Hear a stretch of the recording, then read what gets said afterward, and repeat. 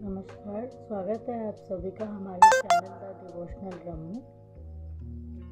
कल हमने शिव पुराण का आरंभ किया था और हमने देवराज की कथा भी सुनी थी। आज हम शिव पुराण में चंचला की कथा सुनेंगे। तो आइए शुरू करते हैं। ओम शिवाय।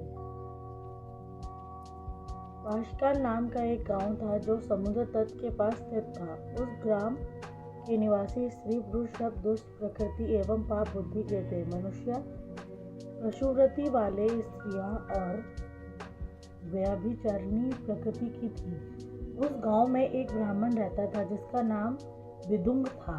उसने अपनी कामातुरावश रूपवती पत्नी चंचला के होते हुए भी वह एक वेश्या के कोठे पर जाने लगा। इस कारण वह धीरे धीरे अपने पति से विमुख होता गया। कुछ समय तक तो चंचला अपने काम के वेग को सहन करती रही, परंतु दीर्घ समय तक वह अपनी इंद्रियों पर नियंत्रण न रख सकी। वह एक बार से रति करने लगी। एक दिन विदुंग ने अपनी पत्नी चंचला को जार पुरुष के साथ रमन करते पकड़ लिया। वह क्रोध में भर आया। जार पुरुष तो डरकर भाग गया, परंतु विदुंग अपनी पत्नी चंचला की से पिटाई करने लगा। चंचला अपने पति से बोली कि जब आप मुझे छोड़कर वेश्यागमन करते हो तो मुझे कितना दुख होता है। कभी आपको इसका अनुमान लगाया है मैं अपनी काम वासना को दीर्घकाल तक किस प्रकार दबाए रख सकती हूँ। पत्नी की बात सुनकर विदुंग ने कहा, प्रिय, तुम ठीक कहती हो। तुम निर्भय होकर जार पुरुषों के साथ विहार कर सकती हो, परंतु उसके बदले में उनसे धन कमाओ। उस धन से हम दोनों का बहुत भला होगा। चंचला ने पति की आज्ञा को मान लिया और पति पत्नी दोनों कुकर्म के मार्ग पर चलने लगे। समय आने पर चंचला के पति विदुंग ने मृत्यु को हो गई। वह नरक लोक में अनेक दुख भोगकर 50 योनि में पैदा हुआ। अचानक इसके बाद चंचला भ्रमण करती हुई गौड़ क्षेत्र में पहुंची। वहां उसने मंदिर में एक पंडित जी को शिव पुराण कथा सुनाते हुए देखा। वह दीक्षित होकर कथा सुनने लगी। उसने कथा में जार पुरुषों से आसक्त स्त्रियों के दुष्परिणाम नरक भोग की व्यथाजनक बात सुनी तो वह कांपने लगी। कथा के समाप्त हो जाने पर सब लोगों के चले जाने के पश्चात चंचला कथावाचक ब्राह्मण के चरणों में सिर रखकर बिलखने लगी। ब्राह्मण द्वारा पूछने पर उसने अपनी सारी कथा सुना डाली और पश्चाताप करती हुई अपने उद्धार का उपाय पूछने लगी। ब्राह्मण ने कहा कि जिस शिव पुराण की कथा को सुनकर तुम्हारे हृदय में विवेक पैदा हुआ है, उसी पुराण को प्रतिदिन सुनने से तुम्हारा उद्धार हो सकता है। जिस तरह निर्मल दर्पण में सही प्रतिबिंब दिखाई देता है, उसी तरह शिव पुराण के सुनने से चित्त में अंबिका रहित भगवान शिव का साक्षात्कार हो जाता है। शिव जी की कथा सुनने और मनन करने से चित्त की बुद्धि तथा गणेश एवं कार्तिकेय सहित शिव जी की शक्ति और भक्ति प्राप्त होती है। शिव जी का भक्त उनकी कृपा से देव दुर्लभ मुक्ति प्राप्त कर लेता है। इसलिए हे चंचला, तुम्हारे कल्याण का एकमात्र उपाय शिव पुराण का श्रवण करना ही है।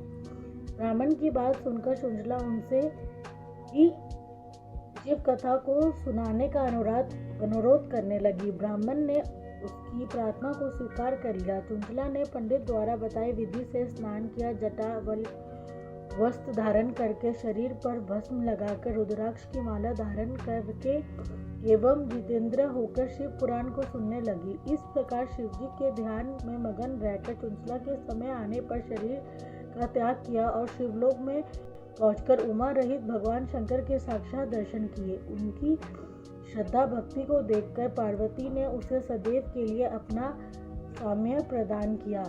सौनक जी ने सूत जी से प्रार्थना की कि चंचला को आगे तक वृत्तांत बताने की कृपा करें। सूत जी ने कहा, हे मुनिश्रेष्ठ, चंचला ने अपने निश्चल भक्ति द्वारा भगवती पार्वती का संदेश प्राप्त कर लिया। एक दिन चंचला ने भगवती पार्वती से अपने पति के संबंध में जिज्ञासा प्रकट की तो भगवती पार्वती ने उसे बताया कि विदुंग नरक की अनेक यातनाएं भोगने के बाद इस समय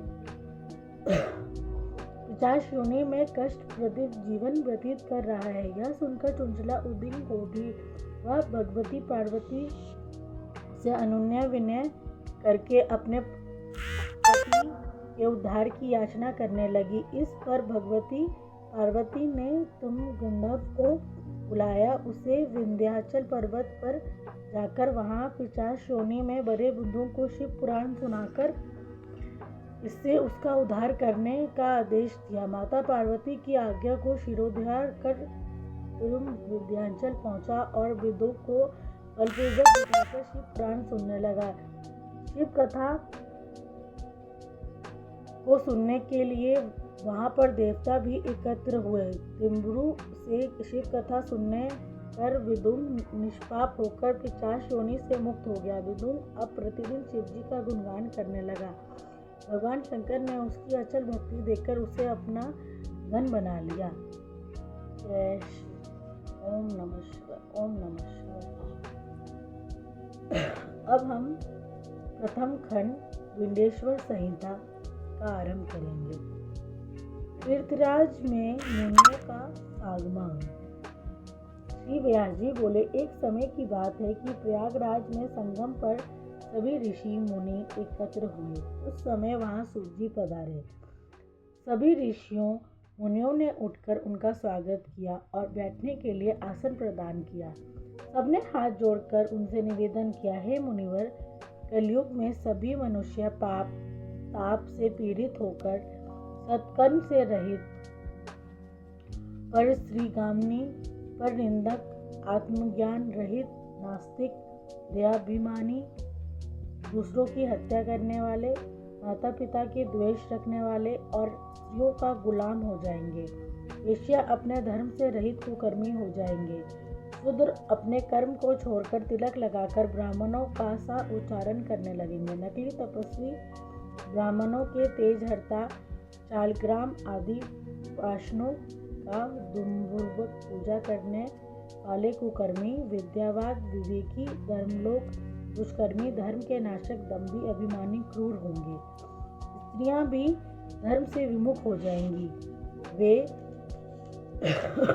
माता पिता की भक्ति से विमुख, पति से विमुख, प्रेमी के साथ रहने वाली, तमोगुण और नित्य रुगन रहा करेंगी। इस दुख से छुटकारा दिलाने वाला कोई सरल उपाय मुनियों की यह बात सुनकर सूत जी भगवान शंकर का ध्यान करके बोले।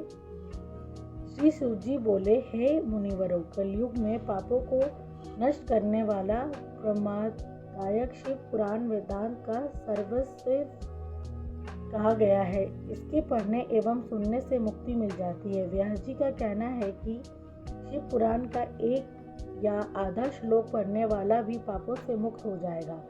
जो व्यक्ति सावधानी पूर्वक पूरा पाठ करके वह जीवन मुक्त हो जाएगा। इसका उच्चारण करने वाले को एक एक अश्वमेध यज्ञ का फल प्राप्त होता है।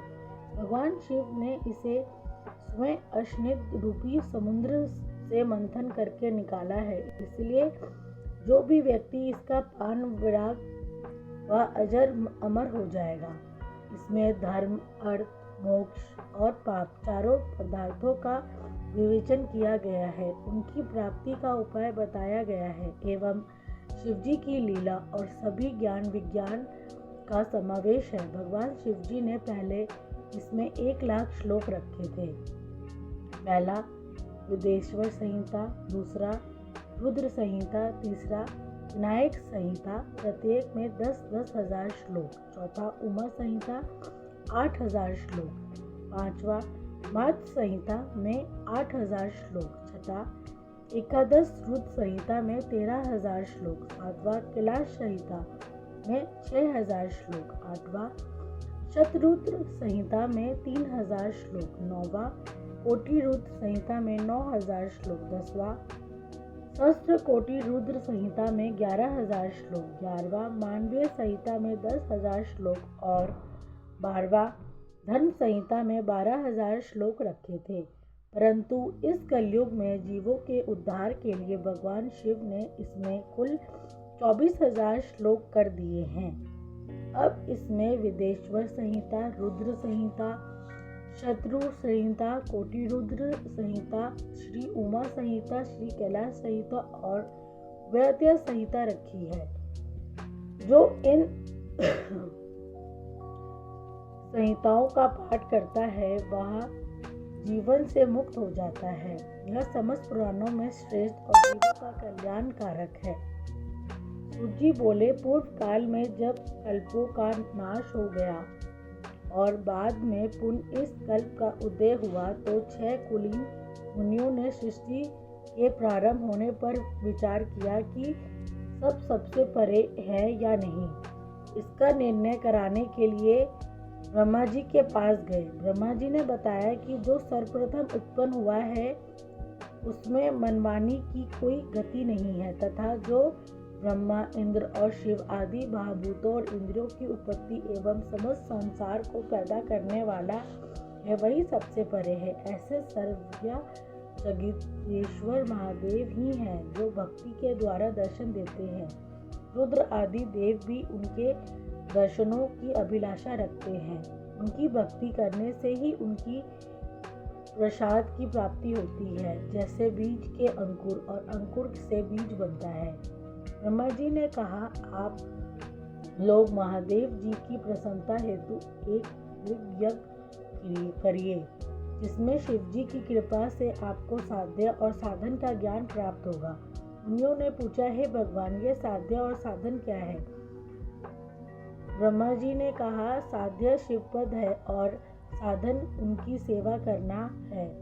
वेद विधि द्वारा उनकी आराधना करने पर उनकी प्राप्ति होती है। जो जैसा करता है उसे वैसा ही फल प्राप्त होता है। कान से सुनना, मुंह से कहना तथा मन से मनन करना भी एक महान साधन है, क्योंकि महेश्वर हमेशा सुनने, कीर्तन करने तथा मनन करने योग्य है। इसीलिए साध्य तक पहुँचने के लिए साधन पर जुट जाना चाहिए। गुरु के द्वारा शिव योग को प्राप्त करना चाहिए। पहले कुछ क्लेश उत्पन्न हो सकता है परंतु बाद में परमानंद की प्राप्ति होती है।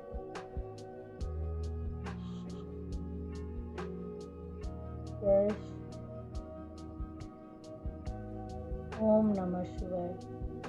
इससे आगे की वीडियो हम आगे सुनेंगे। उससे पहले हम एक छोटी सी मन की बात करेंगे जो मैं आप सबके साथ साझा करना चाहूँगी। हम जीवन में हर एक इंसान को खुश नहीं रख सकते, वो पॉसिबल ही नहीं है।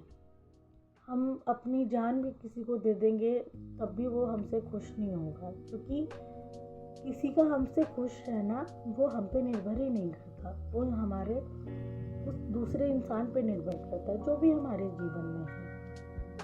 उसका मन होगा तो वो हमसे खुश रहेगा, उसका मन होगा तो वो हमसे अप्रसन्न हो जाएगा, तो वो निर्भर ही नहीं करता। अगर हम किसी को सदैव खुश रख सकते हैं तो वो हमारे ईश्वर है, वही हमारे सबसे अच्छे दोस्त है और वो हमारा कभी भी किसी भी हालात में नहीं छोड़ सकते।